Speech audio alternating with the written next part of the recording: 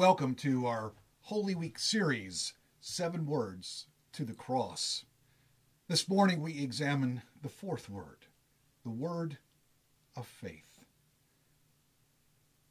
Our text comes from Luke 23, verses 39 to 43. One of the criminals who were hanged there kept deriding him, saying, "Are you not the Messiah? Save yourself and us." But the other rebuked him, saying, "Do you not fear God, since you are under the same sentence of condemnation?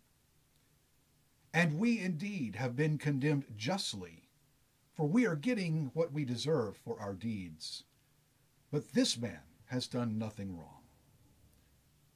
Then he said, "Jesus, remember me when you come into your kingdom." Jesus replied, "Truly I tell you, today you will be with me in paradise." There are times when faith appears in the most unlikely of places and in the most unlikely of people. Indeed, we think we know where we expect to find faith: in the church, in the monastery, in a spiritual retreat center perhaps, in those places and those people that we deem as holy. We expect faith to be literally oozing from such places. But sometimes faith appears in such unlikely places that one might think there was some kind of perversity to it.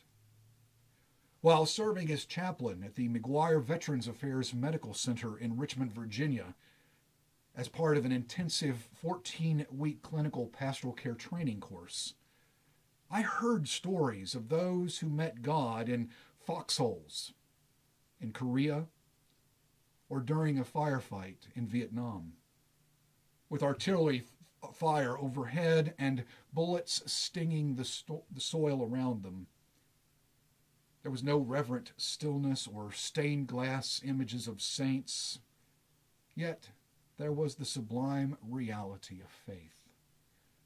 For others, faith has the smell of a hospital because once in that sterile place, they reached out and touched heaven. In our increasingly secular culture, the cross remains our symbol of faith.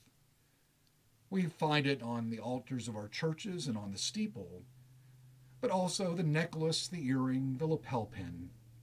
The cross has become so commonplace as a piece of jewelry that I'm not sure if folks give much thought to its origin or significance. For many, it's little more than a conventional token, maybe for some even a good luck charm like the lucky rabbit's foot. So I wonder if those who wear the cross as an adornment would wear a similar piece of jewelry depicting the electric chair, or the hangman's noose, or the guillotine. Because that's exactly what the cross was, an instrument of capital punishment, a gruesome tool of death. In my mind, at least, the cross represents the loneliest and cruelest kind of criminal death I can think of. And I would venture that we would react with shock and horror if someone were to be executed by crucifixion in our time, not simply because of its ghastly nature, but also because we might consider such an execution to be blasphemy against the one who died that way 20 centuries ago. It's amazing, then, the dramatic shift that has taken place in our feelings towards the cross.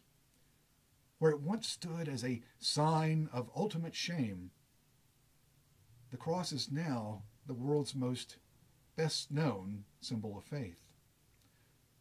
But who was the first to make that shift? Who was the first to find faith in what the cross represents?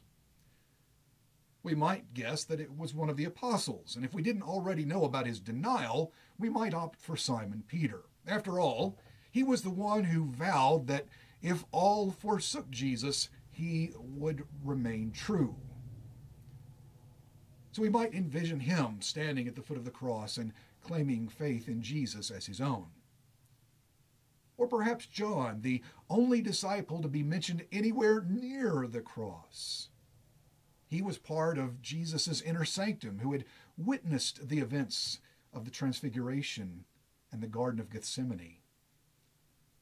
Or perhaps it was one of those beyond the circle of the 12 disciples. Maybe Bartimaeus, the blind man healed in Jericho, or those for whom Jesus cast out demons, or a leper restored to wholeness, or the woman healed from the blood disorder. Maybe it was one of them. But it was none of these. Faith not only showed itself in the most unlikely of places, the site of an execution, the place referred to as the skull, but it showed itself in the most unlikely of persons, a dying thief. We don't know very much about this man. Mark's gospel says, "And with him they crucified 2 bandits, one on his right and one on his left." John tells us even less. They crucified him, and with him 2 others, one on either side, with Jesus between them.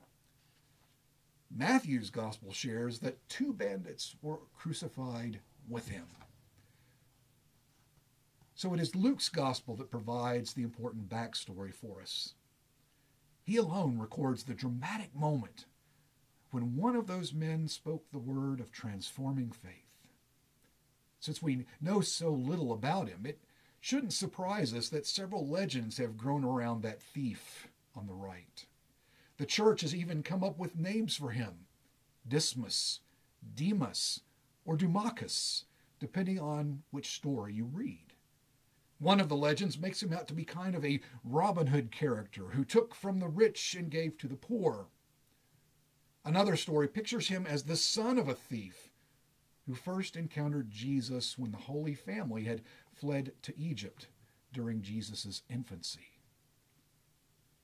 Even with these legends, many questions about this man remain. Was he a violent man who grew up hardened on the streets? Did he steal because he had to, because he was impoverished, or because he preferred it to honest labor? Did anyone love him enough to come to Golgotha to see him die? Certainly he must have been more than a one-time offender to have been brought to an execution. Perhaps he had been judged as incorrigible, unredeemable, unmanageable. Or maybe during his robbery attempt he had killed someone. Regardless, now his life wasted away as he hung on the cross. Those passing by, no doubt, heaping scorn upon him. Good riddance. Should have happened sooner. One of the things that is so striking about this moment, so vividly described in Luke, is the thief's recognition of his own culpability. In verse 41, we hear the thief share, "And indeed, we have been condemned justly, for we are getting what we deserve for our deeds." Hear those words again. We are getting what we deserve. One might think a criminal dying a slow and painful death on an instrument of torture might be raging against those putting him to death. We might expect him to be using his last bit of energy to hurl insults at those in power, casting condemning epithets towards those who sentenced him to die and those carrying out the crucifixion. So this scene doesn't hold to our expectations at all. Instead of angry and vengeful words blaming others or society or parents or the world for his problems and his present predicament, we find the dying thief taking a pretty objective look at his own life. Looking at ourselves, looking at our own lives. That's the starting point for faith, isn't it? Faith begins when we come to the conclusion that something's within us that needs attention, that needs healing, something that's missing, that needs to be replaced. Faith begins by recognizing our own need, whatever that might be for us, and to begin to consider the possibilities of what God offers us in Jesus Christ. the seeds of faith begin to grow in the fertile soil of self-examination, recognizing our need and helping us to place our trust in God's saving and fulfilling grace. The thief said, "We are getting what we deserve."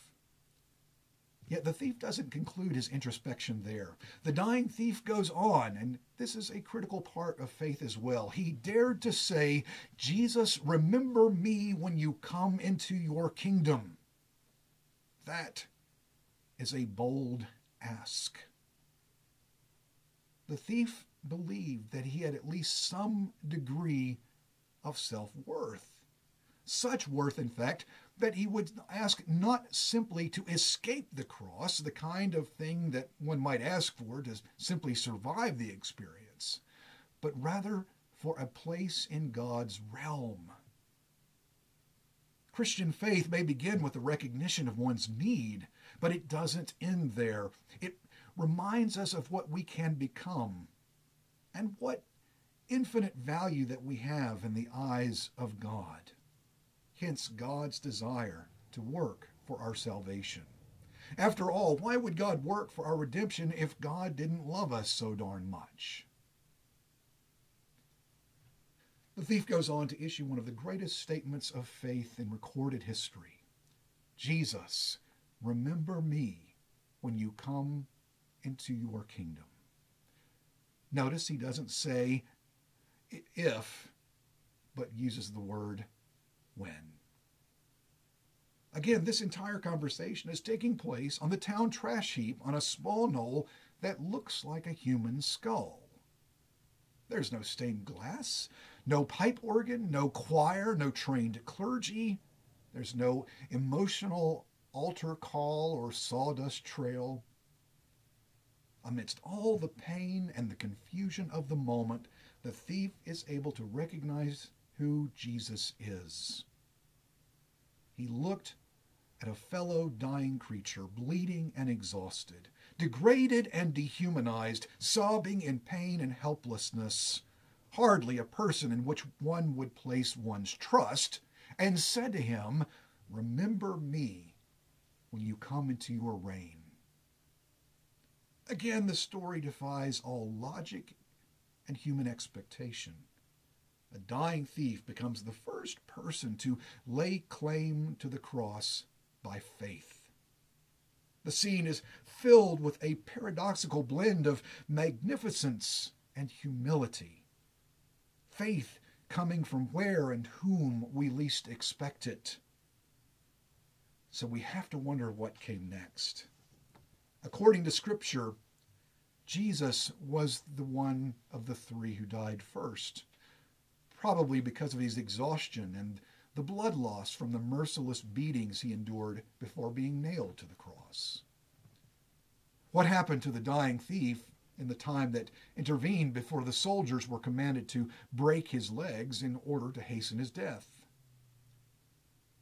Perhaps we can catch a glimpse of what happened in Jesus' response to the thief's request. "Truly I tell you, today you will be with me in paradise." The thief's new life didn't begin after he stopped breathing. Rather, it started as soon as Jesus spoke the words of acceptance. John Wesley, the founder of the Methodist movement in England, once said of the early Methodists, "Our people die well." So did the thief. He died well because he had met the Lord of all life. "Remember me when you come into your kingdom." In that very moment, he stepped into a new life. So one wonders what the next words the thief heard were.